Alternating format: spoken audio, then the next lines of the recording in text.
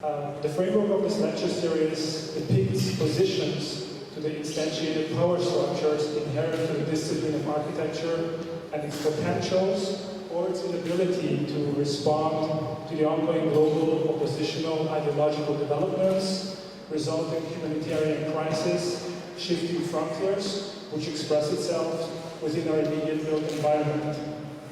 I'm very pleased to introduce tonight Reinier Graaf, who is here on the invitation of the IoA at the Andes Mountain. Reinier Graaf joined OMA in 1996. He's responsible for building and master planning projects in Europe, Russia, and the Middle East, including the new Timmerhuis in Rotterdam, the G-Star headquarters in Amsterdam, the Rotterdam Towers, the Norra Tornen residential tower in Stockholm, and the Commonwealth Institute currently under construction in London. In 2002, he became director of AMO, a think tank of OMA, working in areas beyond architecture and buildings that today have an increasing influence on architecture itself, politics, media, renewable energy, technology, publishing. With AMO, he produced in 2004 The Image of Europe, an exhibition illustrating the history of the European Union. Reinier also has overseen AMO's increasing involvement in sustainability and energy planning, including Zeekraft, a strategic master plan for the North Sea, the publication 2010, A Roadmap 2050, a practical guide to a prosperous low-carbon Europe with the European Climate Foundation, and the Energy Report, a global plan for 100% renewable energy by 2050 with the WWF. He teaches at UPenn and has also been involved in the founding and the curriculum development of the Strelka Institute for Media, Architecture and Design, where he has led AMO's research on the megacity. Welcome.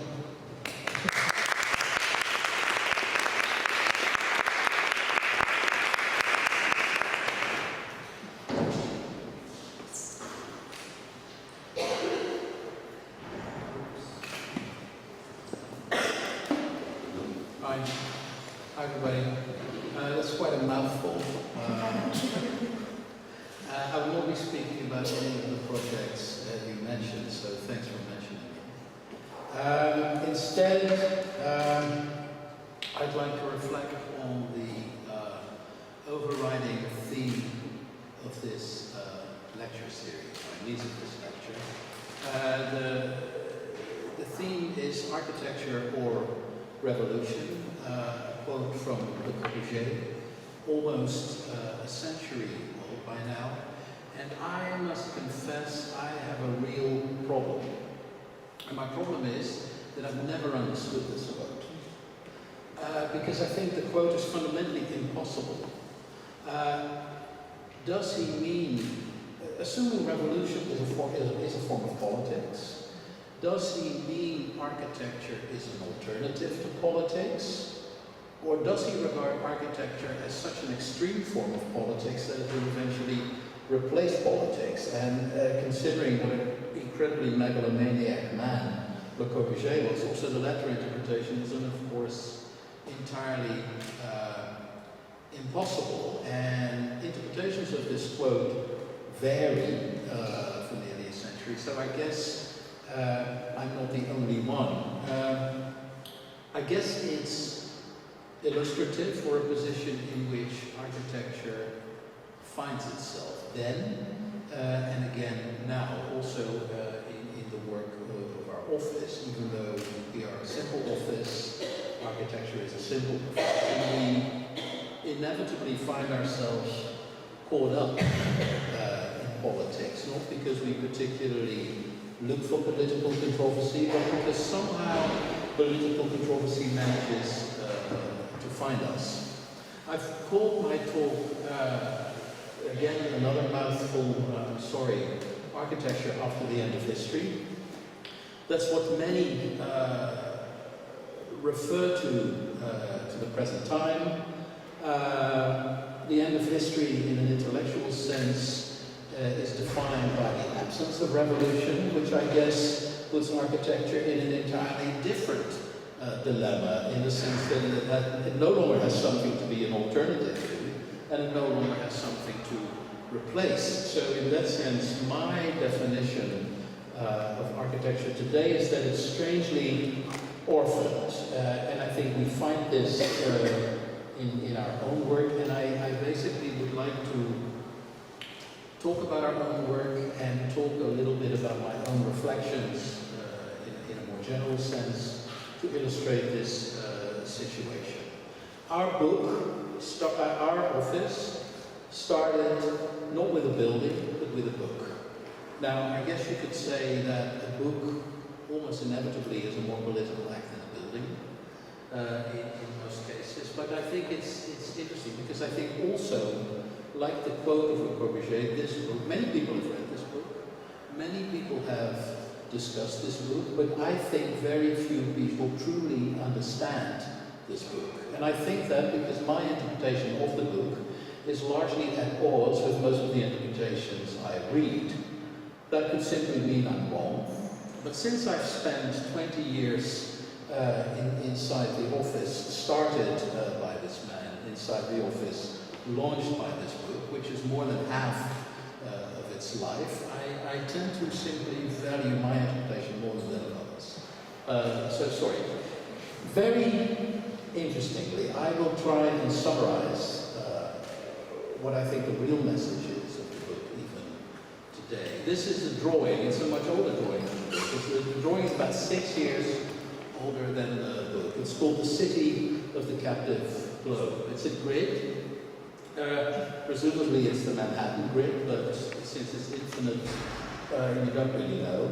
And that grid, in a way, unites a series of architectural fragments, each of which represents a totalizing ideology, each of which almost present a kind of universal vision of the truth. But here, in this grid, they're displayed like the products in a supermarket. Architectures previously considered incompatible simply coexist. And what, in a way, for me, the real message of the book is that it heralds, in the 1970s, an agnostic phase in architecture. You could call that postmodernism, but I would prefer to call it an agnostic phase in architecture, where architecture, in a way, again inhabits a kind of value-free universe, and where, in a way, ideology is traded in for the freedom to experiment, where experimentation again goes to the foreground. Collectively, all of these towers on their sockles are laboratories breeding each on their own version of the globe, in the words of the book. 10 years later, you could argue that that value-free universe, which in a way was preempted in that drawing, has come about. 1989 is the fall of the Berlin Wall. It is also the publication, not of the book, but of the essay of Francis Fukuyama, The End of History. In 1989, it still had a question mark. By 1991, when he had turned it into a book, the question mark is gone from the title, and it says The Last Man. So the point is, by 1991, clearly the fall, the collapse of the Soviet Union, the point is brought forward with a lot more vigor. The point of this book is, in a way, heralding the end of ideological oppositions. What we are seeing is not just a particular period of post-war history, but the end of history as such, the end of mankind's ideological evolution, and the universalization of Western liberal democracy as the final and only form of human government. The assumption was that the system, as it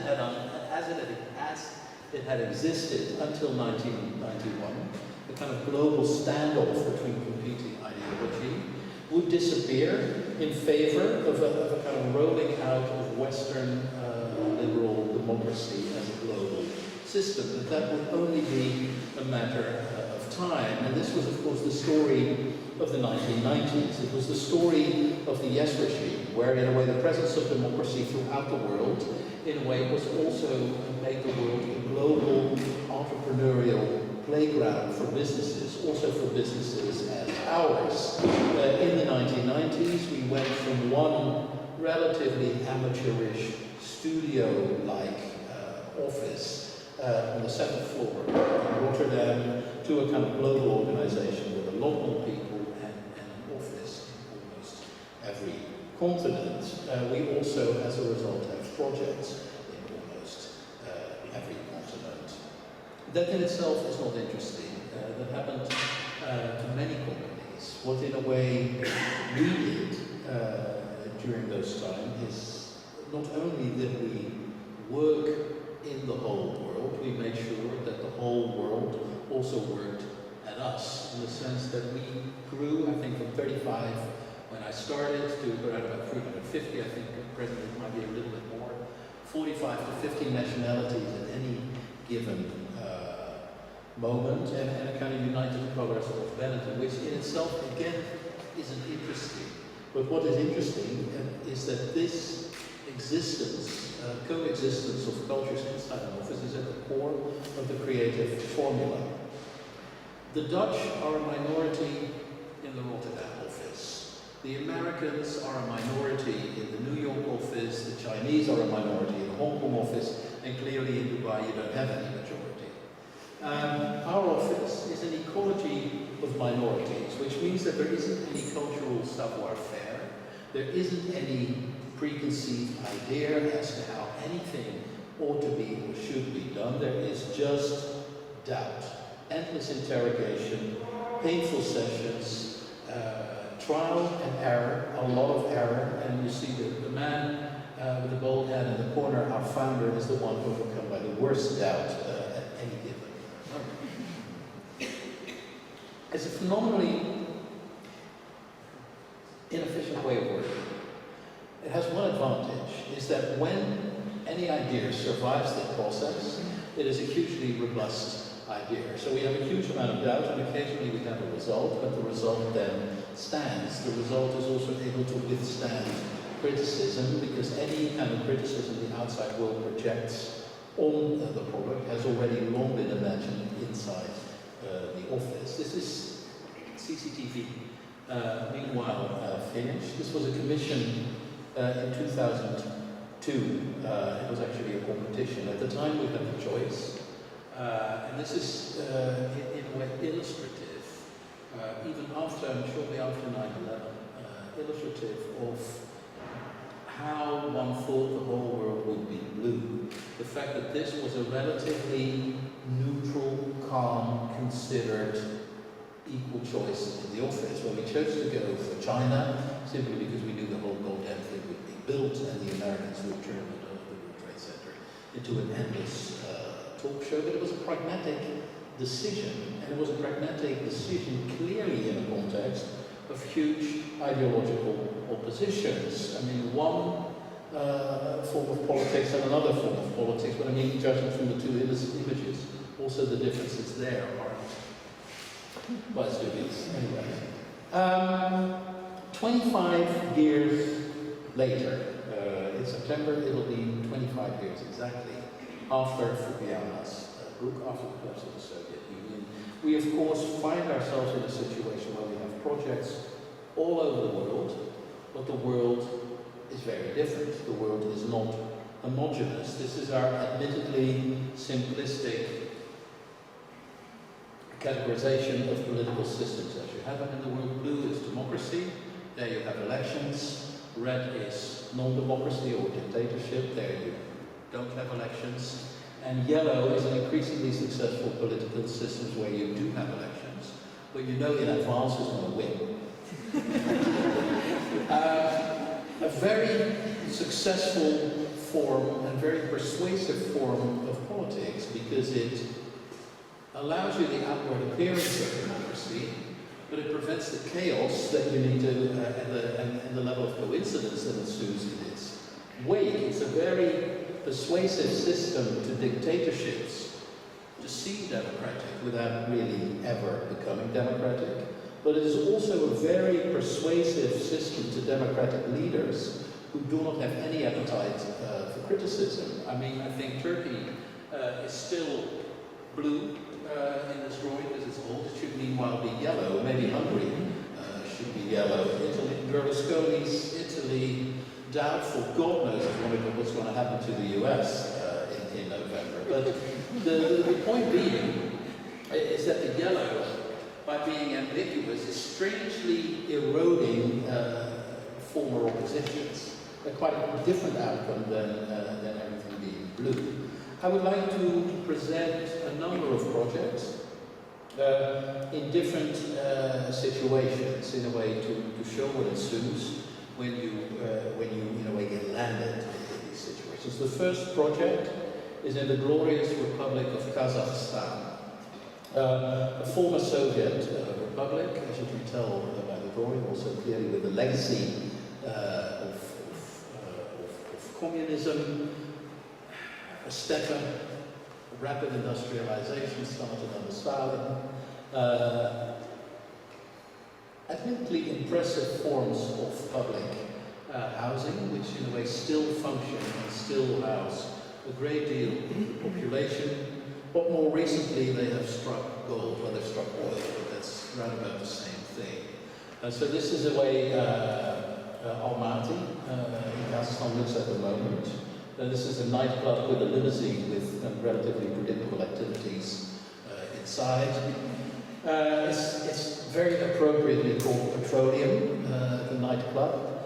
And this is in a way the westernization, the preliminary westernization of the former Soviet Republic. This is the features that come first. I mean, with those features comes a love for really good architecture. As you can see here, a number of recent projects, a building host as anywhere, completely in the absence of taste.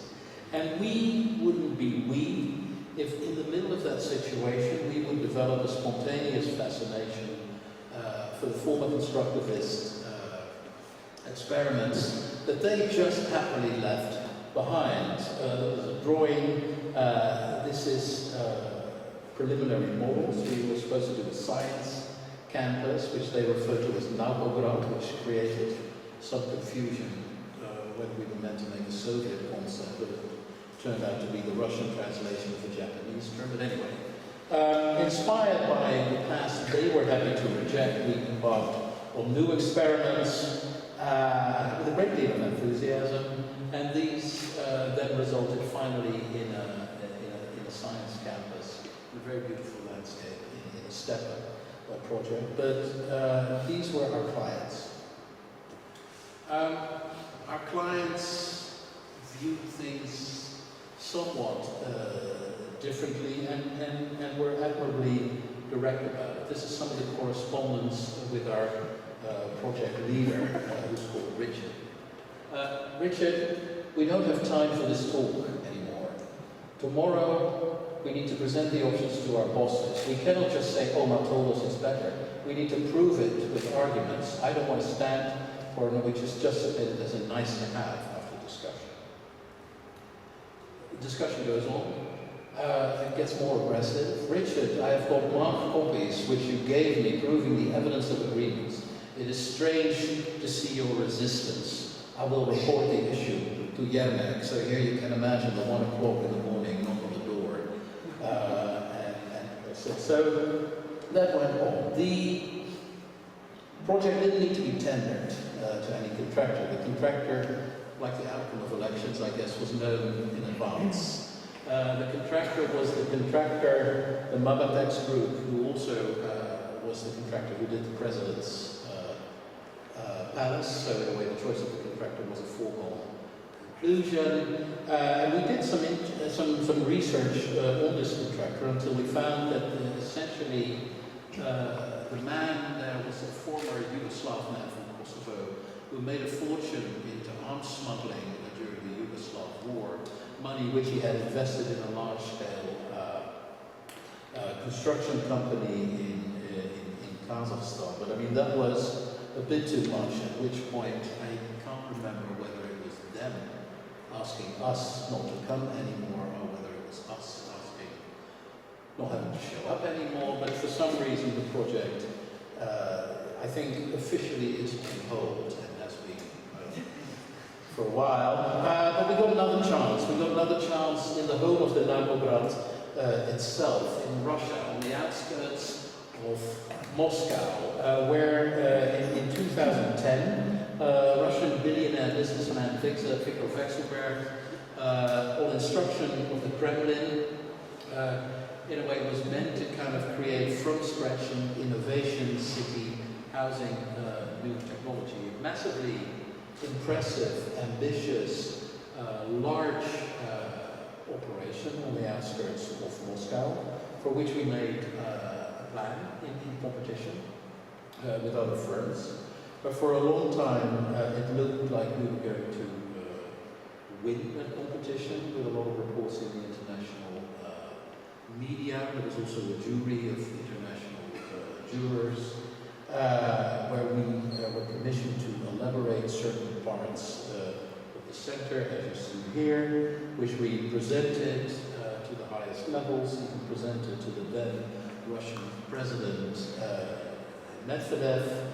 But then strangely, we weren't awarded the contract. The whole project took place in the year of Russian-French friendship. And through a kind of weird reconstruction, still that's what we think, a major French state company had lost a contract on the Moscow-St. Petersburg motorway because of allegations of corruption to Moscow's previous mayor. By means of compensation, in a way, another French state firm, our competitor, had been given a project as collateral, at least, or we just lost the competition. That's also possible, but you never know. And these are interesting. Sometimes the stories that surround these efforts are interesting and more instructive than the efforts themselves. We don't know whether to be happy or sad, because when I had this picture taken in 2011 or 2010 with a relative degree of pride, that picture would have changed. Probably the present day in this picture, at which point, well, it's another one on hold, or at least our involvement with the whole project, I think, is ambiguous, vague, etc., but de facto non-existent. I would like to talk about another place where we've been very, very present, which is in a way a very interesting breeding ground of modernity today, and it's a place in an area that's not generally, or in the middle of an area that's not generally considered modern. This was Dubai in 1990, Sheikh Zayed Road. This is that same road today. And that means that probably nothing in this picture is older than 25 years.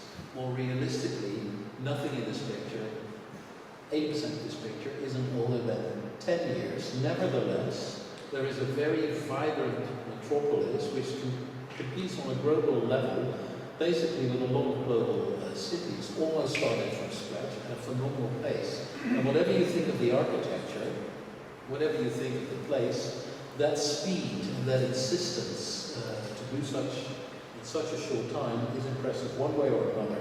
Considering the beginning of the last century, this was an Iranian smuggler haven. When oil wealth hit in the 1970s, a lot of the oil was invested in the country's infrastructure. A short period of actually the modern avant-garde from Japan built a lot of buildings in the Middle East. Which is interesting, and also a first instance when the emperor realized it had to start planning. And planning is, of course, a very challenging activity in the face of such speed. This was an early master plan by Parsons, an Australian firm, made in 1993, meant to last and to be valid until 2012. But very quickly, shortly after, the whole escalation of activity made the master plan and the whole planning of infrastructure vastly inequipped. And planning became a kind of series of successive panics of sweating, short-sleeved engineers hastily drafting up adjustments. Here, but by the time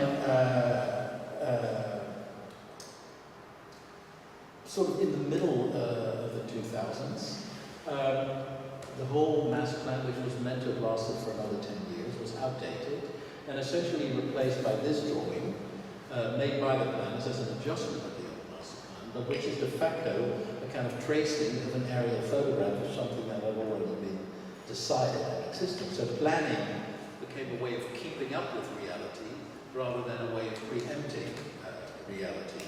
And this is Dubai as it sees itself. This is what they currently do. They no longer really plan. I mean, I'm exaggerating drastically, but that's to make my point. They put out an aerial photograph of a situation that doesn't yet exist. This is the image everybody's noticed. This isn't there, that isn't there, this isn't there, that was there but is currently, I think, crumbling into the sea. Nevertheless, this is how we all know Dubai. This is what we think of Dubai. And the lie or the projection is put out so often and with such vigor that in a way it replaces the truth and that it becomes a self-fulfilling image. Dubai is a series of theme parks, a series of private developments, a tapestry of private developments taking place on the same territory. And interestingly, those developments, in a way, are all built for a population that isn't yet there. The developments aren't supposed to house some sort of natural demographic growth or people looking for a home. No, the developments are a form of advertisement intended to attract people to the area. So it's an interesting instance where the discipline of marketing and advertising and the discipline of urban planning have become one and the same.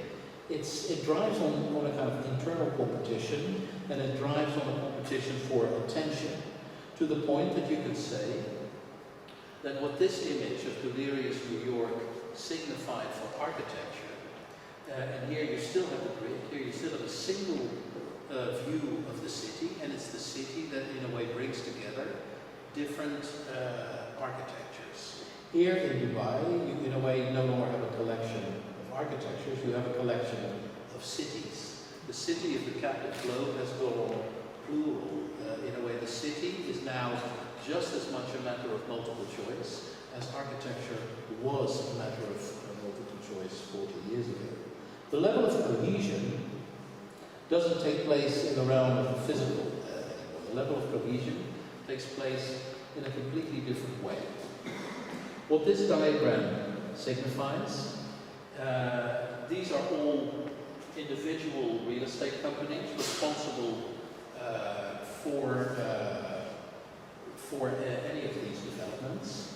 They seem private companies, but once you look at shareholders' reports and once you trace the ownership of the mother company to the mother company to the mother company, hundreds of companies are in fact three companies, and if you check the majority shareholder of each of these three companies, it's the royal family invariably. So we have a monopoly, a real estate monopoly, which manifests itself as a diverse, free landscape of free enterprise.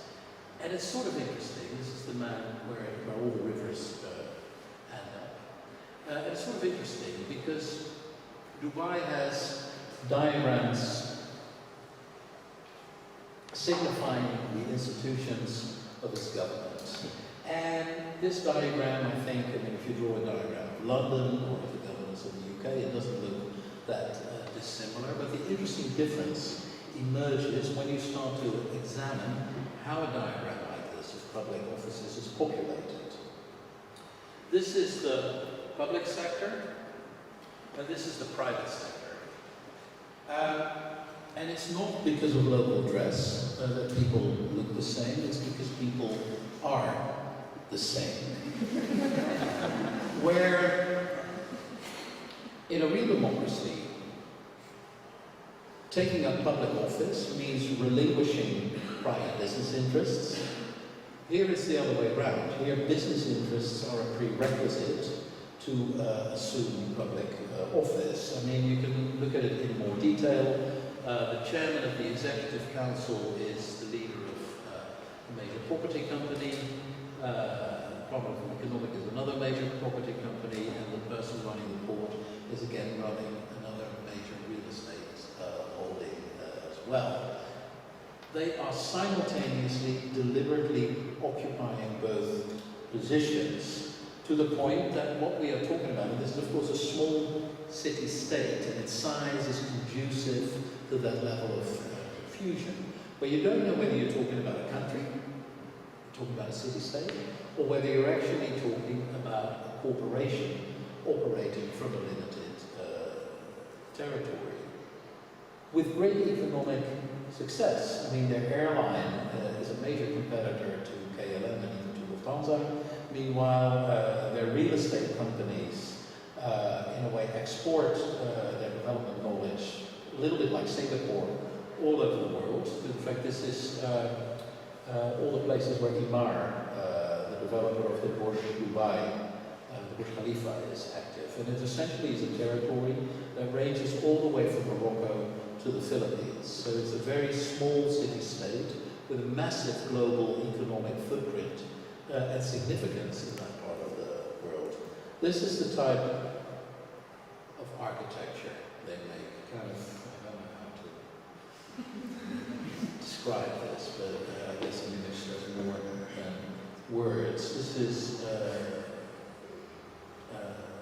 big real estate affair. This is, well, you know, this is the man with the eyebrows. This turning torso in Malmö. This is a turning torso in Dubai. Sort of interesting. Probably a lot cheaper architect. Probably an architect who's a lot less difficult.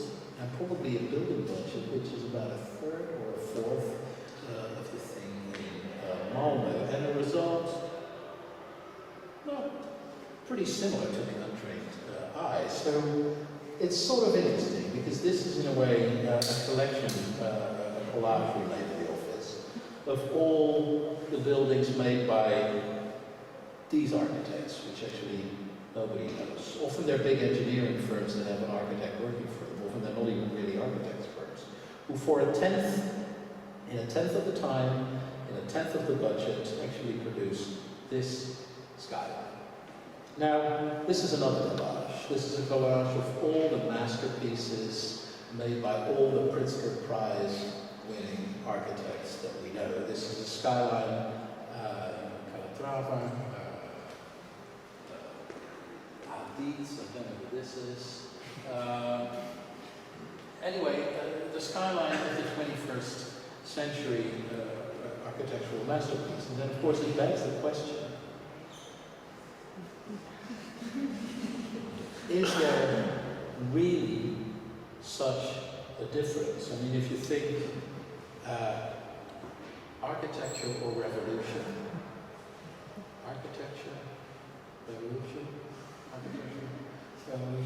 it's sort of difficult. And I mean, CCTV, and it's us, you know, that in the middle, you really need to put a red box around it in the middle of the image if you even want to notice it. I mean, there is so much cumulative extravagance when everything is an icon, nothing is an icon. So you actually need to circle our building to even register. And of course, it's also the type of architecture that when a financial crisis hit, its expenditure, both in terms of architects' fees and in construction costs, made it very, very vulnerable to the system. So this is what we encountered working there, and we thought to ourselves, how do you deal with a situation like that, where architecture has become footloose, where anything goes, if you do anything, it's actually also nothing. So we, in a way, kind of made a strange discovery. This is a building we proposed, a residential office hotel engineering mixing program. And this is the building we proposed in that context. Very varied architecture, exposing a massive presence from one side, massive slenderness from another, to reveal again massive presence from the other side. Utterly boring, with a facade like a Vasarely painting with kind of pockets, our own pockets of resistance against the ultimate boredom. But of course a very contextual building, because in Dubai's context, which is literally, the orgasm of all the extravagant skyscrapers shown in the previous image, the collage that I showed, the imaginary collage in his office, in an area like Business Bay in Dubai is simply a reality. And in a way, when everything is strange, the normal becomes weirdly strange. When everything is extravagant, when everything is an icon, nothing is an icon, and the non-icon becomes the icon in a very weird form of full circle. So when we had discovered this, we were very happy. And we were so happy that we started our own unsolicited branding campaign of designing stamps for Dubai. We proposed the facade of our building as a form of script in a Korean newspaper, etc., and simply trademarked our approach as simplicity. We didn't win the competition, but nevertheless the building had a massive effect, at least on our own psychology. We didn't build it, but strangely last year I discovered that it was built.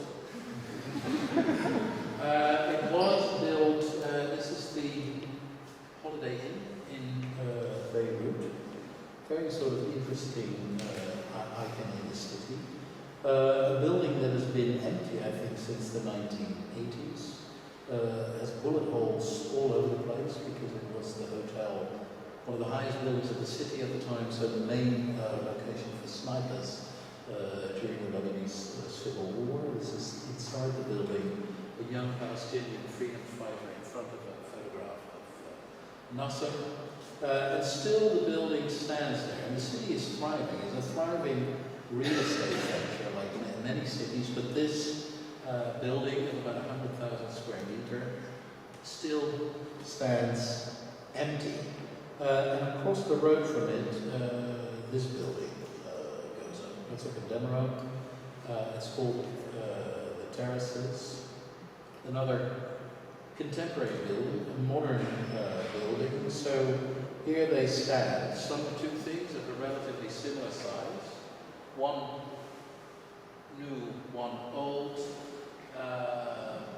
Both modern, but simply a strange expression for me as to what modernism has become in the 21st century.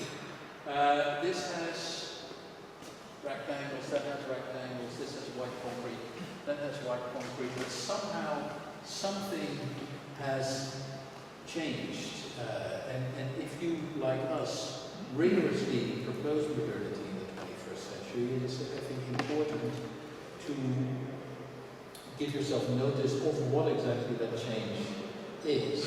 Modern architecture, meanwhile, is on the side of gentrification. These apartments in the building are phenomenally expensive.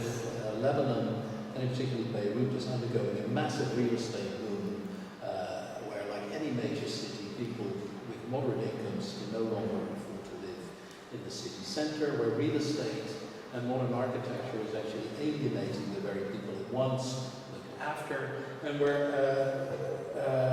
in a way, such projects are becoming an increasing source of resistance. Beirut's property boom priced many Lebanese out, and this is by now a global phenomenon. By now, globally, modern architecture is on the side of that development, whether it's Beirut, whether it's New York, whether it's in China, it's a different architect, but it doesn't matter. It is implicit in these processes all over the world, and therefore, strangely, modern architecture is beginning to mobilize a certain amount of resistance to it, in the name of wastefulness, in the name of being in the interest of the few rather than of the many, and in that sense being completely antithetical to its original mission.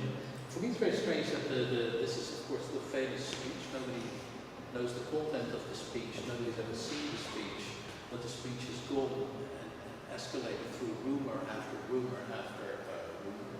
But if the quotes, the hearsay is anything to go by, this speech is remarkably similar to another speech held in 1954. This is the famous speech of Khrushchev at the Congress of Builders after Stalin's death, where he denounced Stalinist architecture with pretty much the same arguments of wastefulness, inequipped to deal with the masses, etc., etc.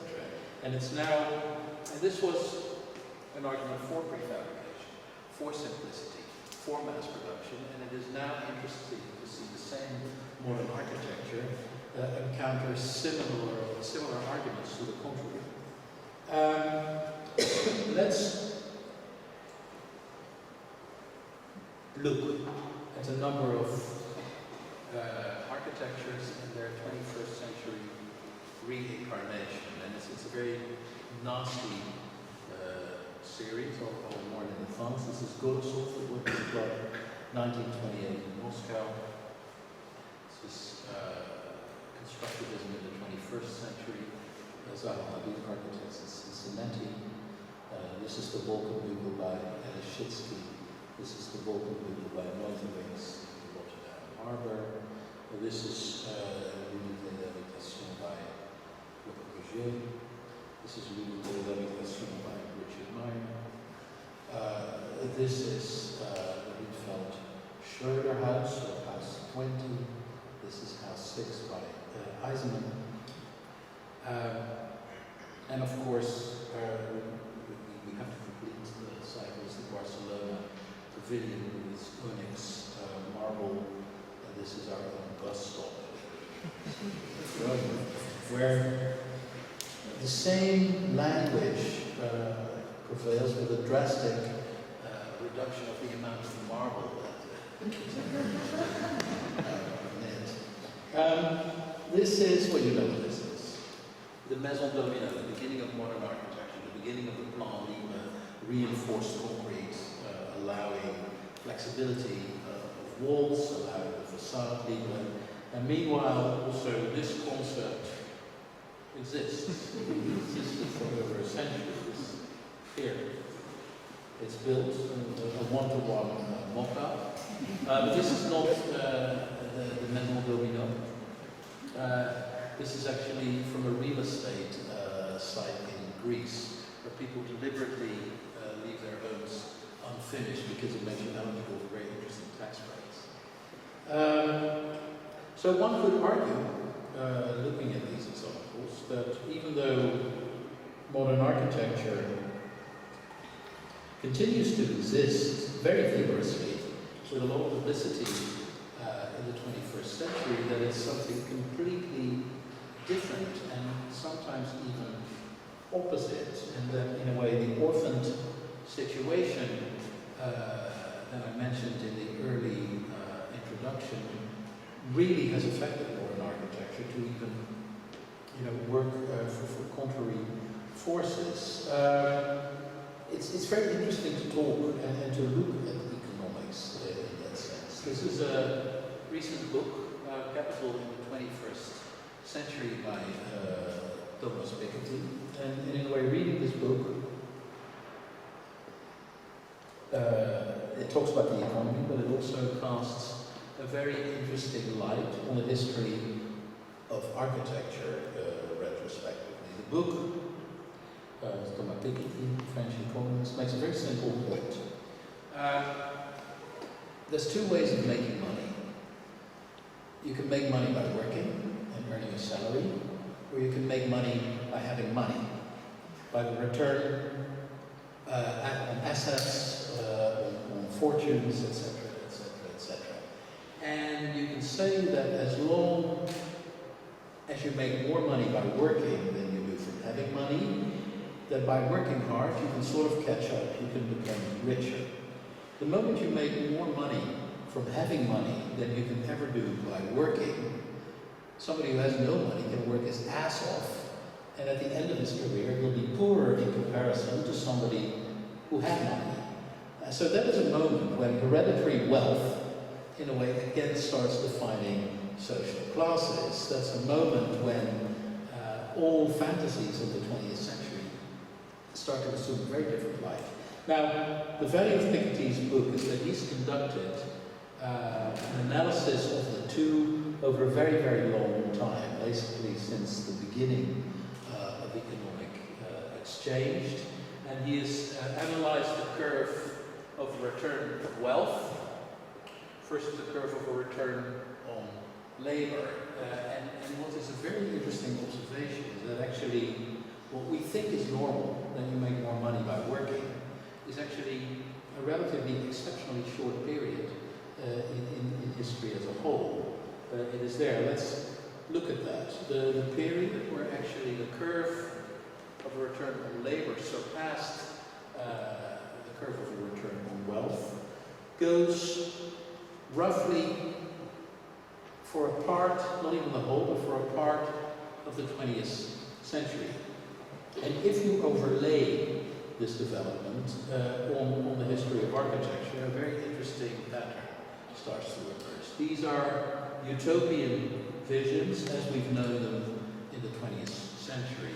Utopian visions for big cities, big new urban layouts, which in a way you could define as social mobility cast in concrete, the major modern utopias. If you overlay them, you find that with the exception of Howard, they neatly fall into that period. So in a way they're an expression of an economic possibility into a physical reality. And the coincidence is actually eerie, because here, the beginning of the 70s, you see a drop and a start upsurge of a return on capital. For the first time, the return on labor starts to drop. That is the moment exactly when the Pruitt-Igoe development in St. Louis gets demolished, by many, of course, heralded as the end of modern architecture, or as modern architecture as a credible proposition, by Charles James, by Colin Rowe, by practically everybody. And after that, in a way, architecture continues to produce manifestos, but they become more pensive, they become reflective, they become case studies. Delirious New York, learning from Las Vegas, collage cities, they become more introspective, and they, in a way, fill the rest of the thing. So, in a way, architecture's utopian tendencies, which is actually also the period, by the way, a lot of the current generation of architects have been educated in, where architecture has a default, almost utopian pretension. In reality, like the return of labor, is a short anomaly in the natural economic history of the world. Basically, it's the period from 1940 till 1990. It's a period of social emancipation, of a higher return on labor, and of architectural utopias. It is a period that runs from the outbreak of World War I, this is Sarajevo, to the fall of the Berlin Wall in 1989. Interestingly, the most important architectural visionary manifesto of 1914 was a publication in the Figaro of Marinetto's Futurist Manifesto. It leaves to guess what the most important architectural manifesto of 1989 is. It is a vision of Britain by Prince Charles. And it's interesting. So you go from Sarajevo to a vision of Britain. You go from the bloody uniform of Kaiser Franz Ferdinand to the decorated uniform of the Prince of Wales. You go from aristocracy, a short pause, and aristocracy picks up again. The Prince has a keen interest in architecture, but how credible is it when somebody so overprivileged becomes the voice of the underprivileged? I mean, it's incredibly 19th century phenomenon. So, to cut a long story short, this period may as well not have happened. This is the course of history. We had a short commercial break in the course of history, a toilet break in the movie. Both men loved hunting. Both men had a passion for architecture. The Belvedere and Buckingham Palace. I mean, it seamlessly continues. The course of history is utterly linear if you eliminate the breaks. So we have Utopia in 1914, and that is over. Before we had feudalism, but what will we have after? That was, of course, a very, very big question. Now, I have a short theory and a short speculation on that. This is clearly over. Viradieu, Plan Voisin. Operations like this would never, ever happen again in the West. But that's not to say that the city is no longer a subject. The city is a very, very strong subject today. There's only one problem. It is no longer our subject. It is the subject of Cisco, Siemens, and all the other people who have now launched the smart city. That's very smart, by the way. If you launch something and you call it smart, you imply that everybody else before you has been dealing with it is stupid. So it's genius in marketing terms, but it goes on. It's not just Cisco. I mean, all these tech companies are interested in the city. The city is alive as a debate topic like never before. This is all the tech companies that deal with it. And they do what architects used to do. They write manifestos. Very interesting, totalizing manifestos, full of hubris. Let's look at a few of them. Siemens, Cisco, IBM, the largest tech companies. Let's look at some of their pros. Smart city development is a question of when, not if, how, what, why. Economic turmoil, climate change, aging population, and rapid urbanization is something they claim to address. This is IBM. They will address climate change, rising energy prices. This is Siemens, who will deal with urbanization, population growth, climate change, and dwindling resources. So if you add all these claims up, you have a mighty, mighty impressive list. And every problem known to man at this moment, the solution is a handshake away. The solution is a single commission, consultancy commission to one of these companies away. And I thought it was kind of interesting, the technique that they deploy, because what they do is they predict and exaggerate the apocalypse to then offer redemption in the form of their own involvement. And that is a technique which is also very old, because that's a technique deployed in the Bible. Joel 20 verse 30, etc. If you replace the Lord by IBM, you pretty much have the language of the marketing brochure of IBM. But it goes on, and it's even vaguely sinister. This is their websites. They all have smart city websites, and this is the competences they claim to possess through digital technology: public safety, healthcare, social services, energy, water, public services, mobility, administration, financing, airports, harbors. It's sort of interesting because these are all formally tasks executed by the public sector, executed by civil servants under democratic control, under the control of people we elected. Now, their competences combined, in a way, amount, in short, to a massive privatization project where a number of key responsibilities in the city, in a way, are removed from the public realm, are removed from the public sector to the private sector with no democratic control whatsoever. And this is symptomatic of a tendency of globalization of the world at large. Of the 100, about 40% of the largest economies in the world are by now corporations. This is a list of the size of economies. It goes from cities, countries, cities, and corporations. So it's a top, whatever. But if you would discard the categories and you would make a single list, you get a kind of wonderful confusion where Walmart is larger in terms of its economy than Norway, where BP is larger than degrees. Well, that's not that impressive. Cisco is larger than Lebanon. Ford is larger than Morocco. And in a way, you could redefine the world almost as an archipelago, not of nation states, but of corporate interests. And of course, the more the size of corporation growth and the more their commitment to a single place dwindles, of course, the smaller their loyalty is. I think there is, by and large, a correlation between the more corporate growth, the more corporate globalization, the smaller the corporate loyalty is. And of course, you see this. Amazon doesn't want to pay European tax thing. The British want to sort of Starbucks dodging taxes. And this one is priceless. Google chairman Eric Schmidt's defense of tax laws. It's called capitalism. Remarkable. But what you could say, and this is the thing, that if before 1991, before Fukuyama, you could say that corporations answered to nation, that they were active within a system of checks and balances, where they had to answer to nations.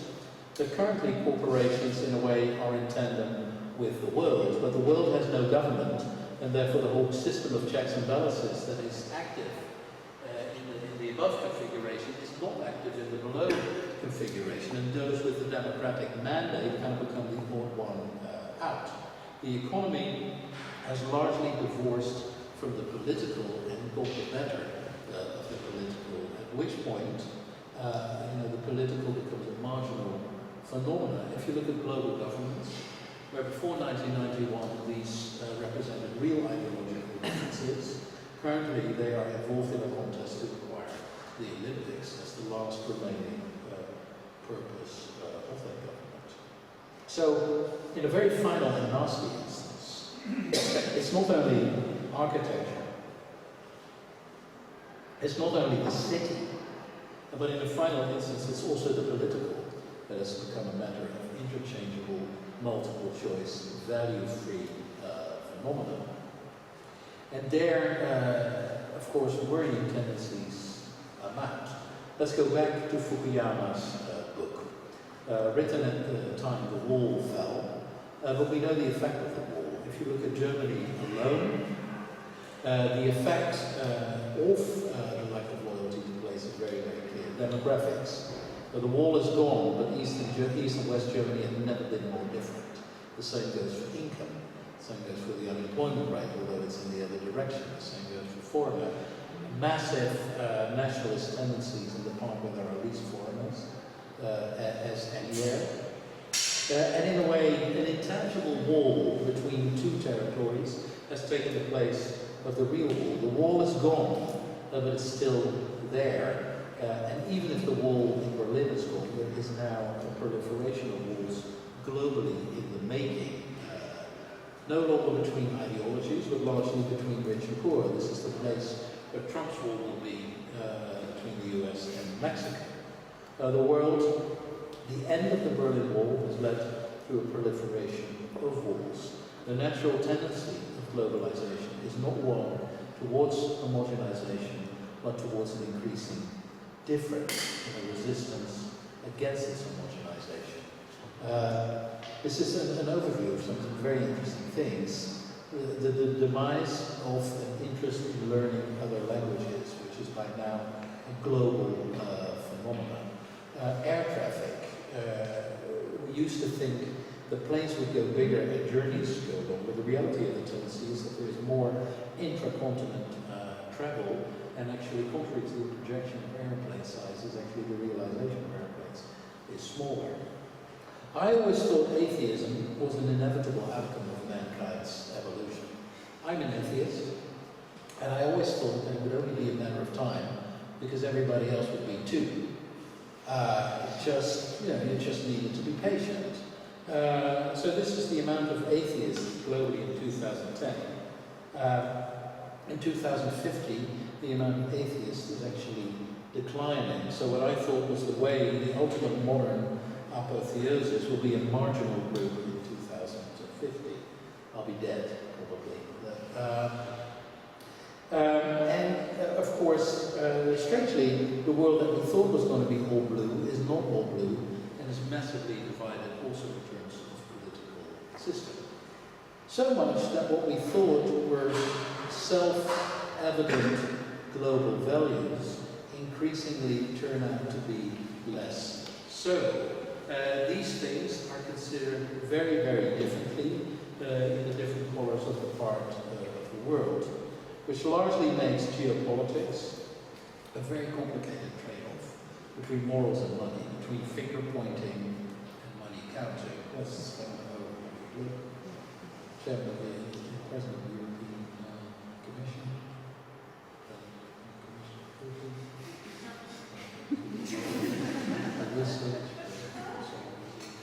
Both gone, and even to each other. This is the way, this is what is left of Fukuyama's totalizing truth. And look at it, because this is a zoom in of the Eurasia and African continent, and it looks at the output, economic output. The great economic output is largely in the red. Democracy used to be the ticket to prosperity. As soon as it no longer is, I mean, the reason to become democratic is invalid for vast numbers of people who are struggling to get rich. This is an overview of sovereign wealth funds. The color again represents the political affiliation of where the money is. And it basically means that if you are very crude, that in financial terms and in economic terms, non-democracies are triumphing over democracies. This is the same pointing finger and counting the money. A number of very interesting infosymmetries. Chinese censorship of the internet is unacceptable. Imports from China just increased by 61%, etc. EU criticizes Russia, advertised by Fazia, Russia ready to resume gas shipments to Europe. Here is an overview of the political demands versus the supply and the dependency side. And this is this is politics. And this is also where there is a certain degree of an impossibility of the former heroic aspect of policies now very clearly emerging. And architecture is caught up wonderfully and pragmatically in the middle. This is an article I found on Hugh Krugman quoting, I think, Foster, China rather than England in Beijing. They built a much larger new terminal designed by Foster in less than 5 years, in a much shorter time. So even to some extent celebrating the efficiency of the systems they supposedly politically do not support. And if you make an amalgamation of quotes of architecture, you get the same kind of not very heroic schizophrenia here. So it's an overview. We're in a state of denial while the Chinese are making decisions in the spirit of the Victorians. They have the courage to try and foster. What attracts me about China is that there's still a state, there's nothing someone can take initiative on a scale of a nature almost no arena to make it before. This is the more centralized the power, the less compromises need to be made. And the directions are clear. Peter Eisenman. Democracy obviously is something we don't want to give up, but it does create chaos. This is Frank Gehry. An interesting theory on chaos. And it means people build whatever they want. To me, some of the most amazing places were built because of dictators. Architecture is always related to power, related to large interests, whether financial or political. And this one is truly priceless. Architecture's political ideal. I think the best thing to have is a benevolent dictator who has taste. Well, there you have it. It's the sources. But what we see clearly is this with this complicated web of political will and good intentions on the one side and the net of dependency on the other side, is that maybe Fukuyama's quote will come true if we were to omit Western liberal democracy from it, because maybe the world is on its way to a homogenization. It just isn't blue, it's yellow. And the question is whether that would still count on the same enthusiastic yes as 1991 did in its days. Thank you very much.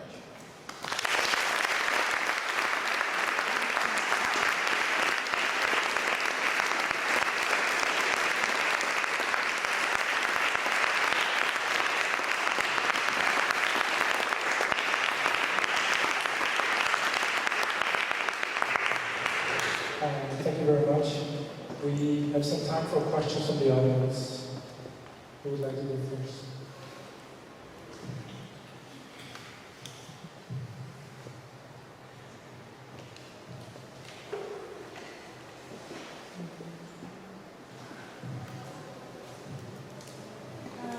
I've seen that recently you have done some research on the position of immigrations and the situation of the city with Harvard University. Yeah. And could you please explain a little bit of that project, or is it possible? I don't know if it's published or if it will be published. Sorry, which research are you referring to? Sorry? Which research are you referring to? I didn't hear the first part of your question. On the immigrant situations in Europe and the effect on the cities.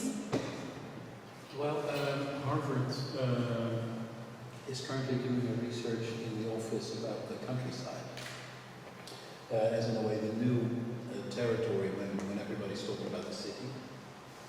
And when the city is such a crowded topic, they have decided to shift the focus to the countryside as a new kind of canvas for modernization, simply because not all eyes are turned towards it.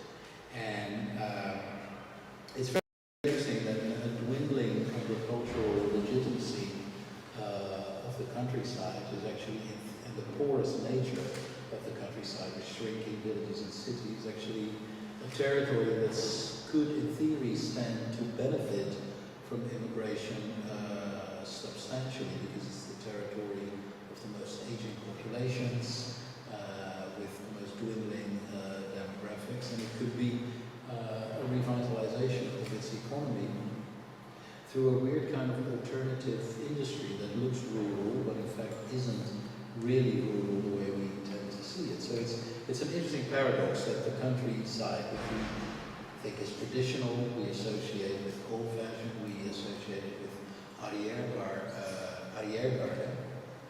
is kind of in closer inspection quite a new, interesting territory for modernization.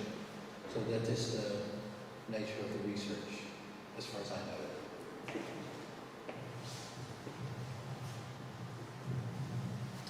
Next question. Can I just ask about the X and Y axes on the Thomas Piketty Sorry? graph? Can I ask about the X and Y axes on the Thomas Piketty graph? Yeah. It seems like they are, the narrative is convincing, but because the numbers have been slightly massaged to create a Yeah. section, Yeah. 1914 to 1988. Yeah. Does that, do you feel like that has an effect on the overall narrative, or is there? No, I don't. I mean, it's whenever people say we do research, I always deny it. I'm extremely uncomfortable with the fact that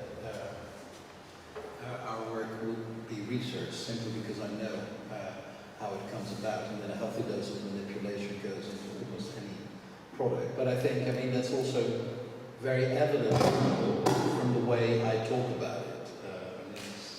It's fairly evident how serious I take myself on the whole, but I don't think it takes away from the point.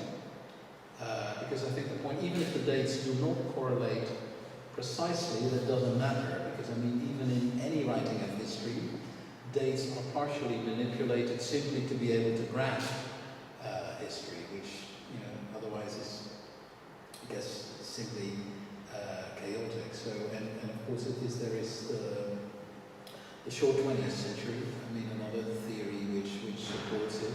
So it's also not entirely original, and even if the numbers are massaged, I don't think it takes away from the point. I've written an article about this, a much longer article in much greater detail, where I don't apply the same visual trick that I do in a PowerPoint, where I'm considerably more cautious in the statements. But that's the difference between writing and I think the difference of this type of visual propaganda to aggressively get a point across. But the point I believe is true. Any more questions?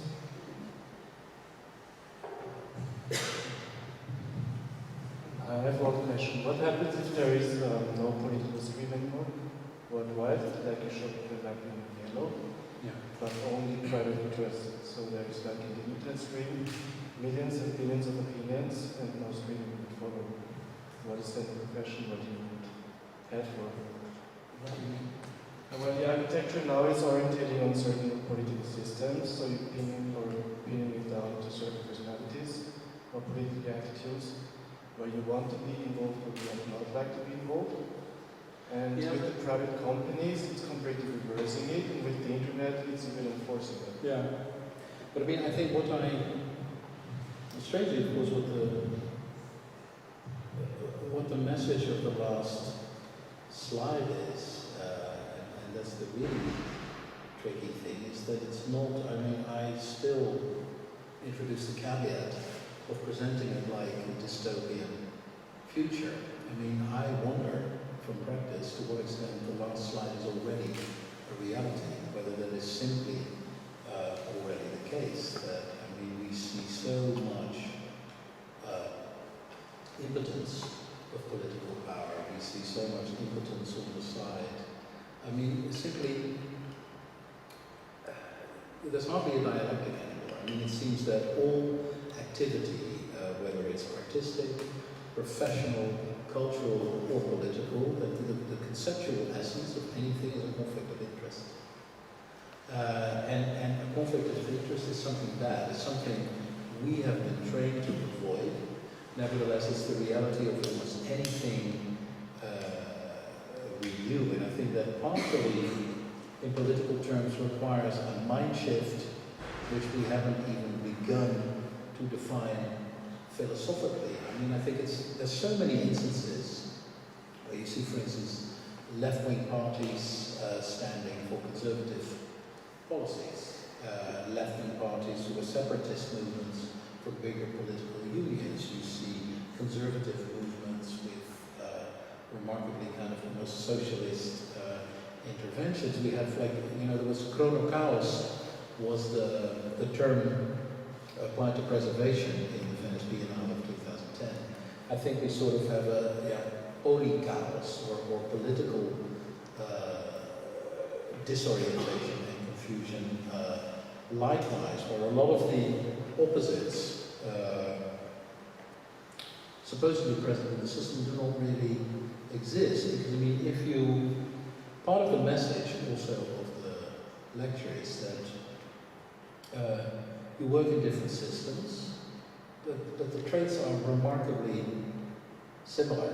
I mean, I could write about experiences in the United Kingdom, I could write about experiences in Russia, and they all breathe a similar kind of madness. And the reality of the stories are almost like the tragic anti-hero that emerges as the strange victor. And of course, most master narratives that we grow up with have an element of heroism in it, which seems, you know, the more the world becomes one, the more that seems to be just an impossible proposition. Yeah. As we have seen that the work of IoA has been affected by political decisions in the past. At the beginning of your presentation, how would you think the work of IoA will be defined by the end of history? Well, I don't know, but the end of history was 1989, so that's a while ago. And the end of history arrived before we had even begun. So therefore, to kind of answer the question, how will it be defined by the end of history is Or somewhat maybe complicated. And if you talk about another end of history, I don't know when that will be. But I mean, how will it be defined, let's say, 50 years from now? I think it will be defined as a symptom of its time, and I am sure that once sensible historians get their heads around it, that they will read the contradictions in our work simply as a reflection of the contradictions of this particular period in history. You know, it's relatively unpretentious. That's not true.